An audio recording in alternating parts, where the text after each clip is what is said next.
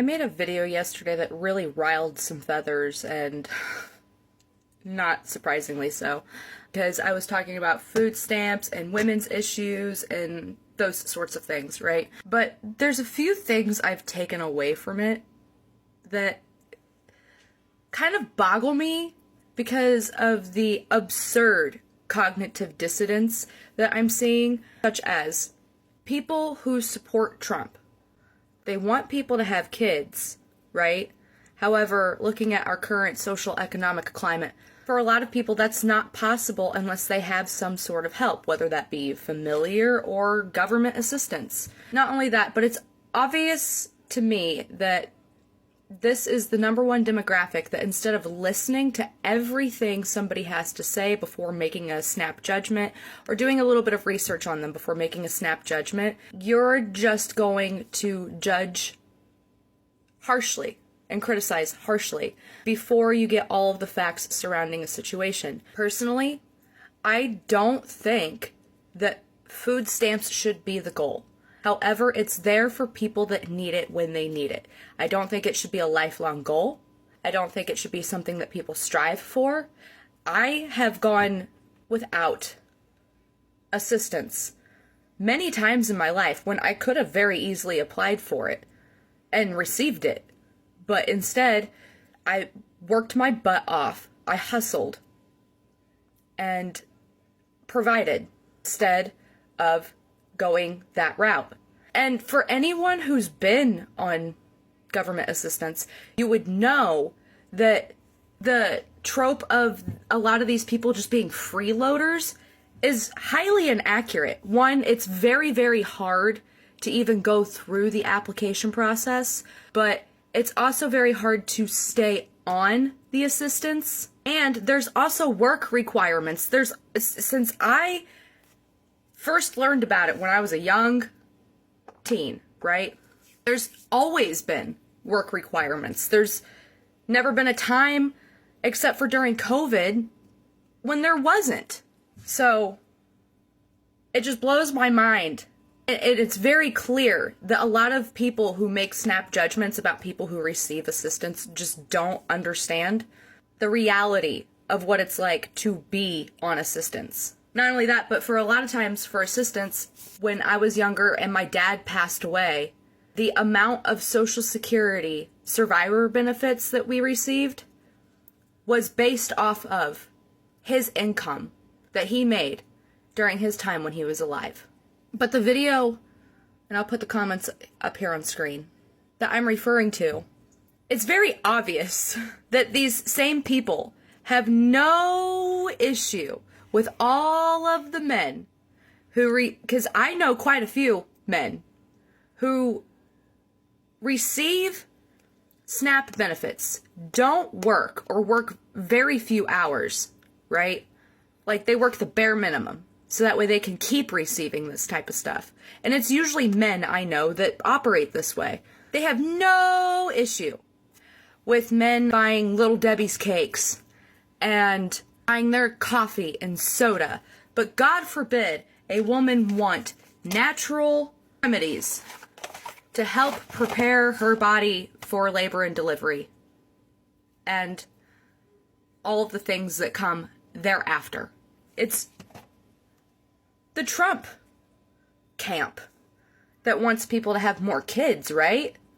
But then you judge women who are actively trying to do that in a healthy way? What do you expect women who are pregnant or have children to not receive health care?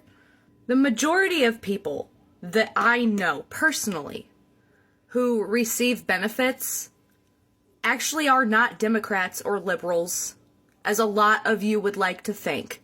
And this is as somebody who came from the Republican Party, right? And has spent a lot of time in rural communities. A lot of the recipients, and you can actually look this up for yourself, a lot of the recipients are white and live in rural communities, which is the base of the Trump camp, right? So it just blows. What, do you not want your neighbors to receive care? Do you not care about your neighbors? Aren't you supposed to be Christian and care about your neighbors? And a lot of people might be like, it's the undocumented immigrants that are receiving all this care and blah, blah, blah. Very rarely, actually, very rarely is it the undocumented immigrants that are receiving these benefits. They'll pay into them, they'll pay taxes, but it's very rarely them that are receiving this care. These sorts of programs, especially the ones that help mothers and children, are also there to help them in their times of need. Now, I know a lot of you aren't willing to do your research, so I'll just go ahead and tell you, right? Personally, and a lot of the other people that I know that do receive this type of care come from abusive situations, come from terrible backgrounds, and they're just trying to get a foot forward in life. They're not trying to receive this sort of assistance for the rest of their life. They're just trying to get a foot forward in life. Like for me, for instance, it's taken me almost a year to even start receiving assistance. Why? Because my ex-husband, who decided it was his right to grape me in my sleep after I said no, and then destroy mine and our kids' stuff, our kids that we shared together, he decided it was his right to destroy our stuff after he graped me. And did anybody in that rural small town help me afterwards? Not the people that you would expect, not the people whose job it was, not the police department, they didn't do anything, not the court system, they barely did anything, they've barely done anything. He was receiving assistance, per the court documents that I received, before me and his kids were able to. He stole our documents, so that way it would be harder for me to go, move on, get our kids out of a toxic situation, and get us the help and care that we need. He deliberately tried to make it harder, and guess what? He's a Trump supporter, as is a lot of his friends and family members. Family members that said, one of them said, on a police body cam, you can't grape the willing. I wasn't willing. I told him no before I went to bed that night. No was a full and complete sentence. And I woke up to him doing whatever he wanted to do to my body. I was also the one paying all of our bills. So he used me for whatever he wanted, to get whatever he wanted. And then when he realized that he could not take advantage of me anymore, he decided to destroy everything and steal a lot of it too. So, and I'm not the only one who I have heard recently talking about being in a situation like this. And the Trump party, the Trump camp, all of them like to talk about how they care about women and children. But then when it comes to situations like this, you like to blame the victim. Shame on you. Like many other women and individuals in these sorts of programs, I don't have familiar help. I don't have a lot of social help. It has been on me since I was very, very young. Since I was about 16, 15 years old.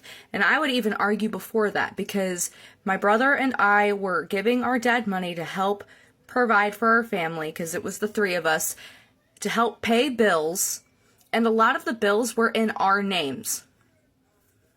So no, I don't feel any shame in saying, you want to know what? I deserve a fucking break.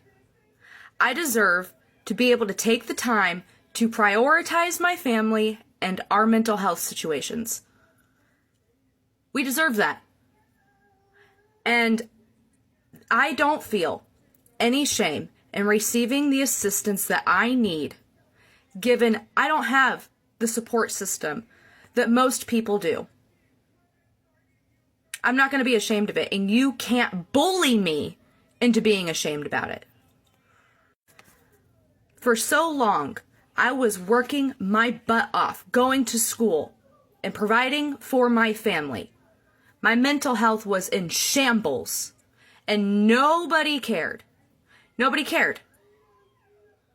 So, I'm going to receive the benefits that I am able to receive, and take care of mine and my family's mental health.